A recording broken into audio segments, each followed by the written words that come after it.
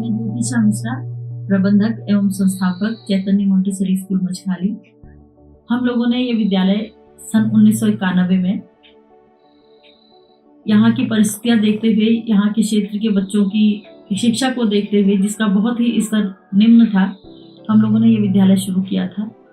अनेक कठिन परिस्थितियों के बाद भी हम लोगों ने इस विद्यालय को चालू रखा।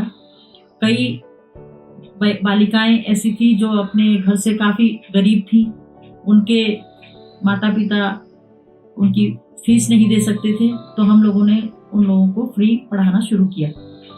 हमारे विद्यालय में जिनके भी पिता नहीं होते हैं, जिनके पिता की मृत्यु हो जाती है, उन बच्चों को हमेशा फ्री पढ़ाया जाता था, क्योंकि महिलाएं इतनी सक्षम नहीं थी कि कोई अच्छी नौकरी करके अपने बच्चों को अच्छी शिक्षा दे सके।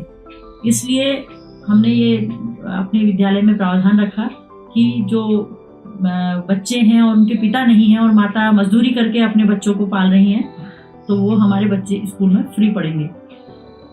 श्रीमती रजनी नायर जी, जिन्हें हम अपनी बुआ जी कहते हैं, वो कई बार हमारे विद्यालय को कई रूप से मदद करती रहीं।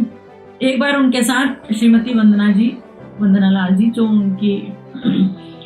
उनके साथ हमारे विद्यालय में आई, तो उन्होंने हमसे विद्यालय के बारे में पूछा, विद्यालय को देखा, हमारे प्रयास को उन्होंने सराहा और उसके बाद उन्होंने कहा कि मैं इसमें आपकी मदद करूंगी।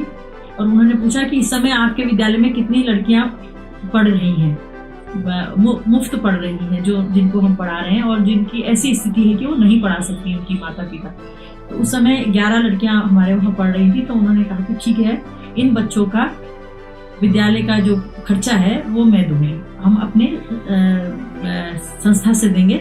और तब से सन 2018 से लगातार वंदना मैम हमारे विद्यालय को उन बच्चों की फीस दे रही हैं। मैं वंदना मैडम का और उनकी इस संस्था का बहुत बहुत धन्यवाद करती हूँ कि हमारे इस पुनीत कार्य में वो लोग हमारी मदद कर रहे हैं और पूरे देश में उन लोगों के इस प्रकार के प्रोग्राम चल रहे हैं।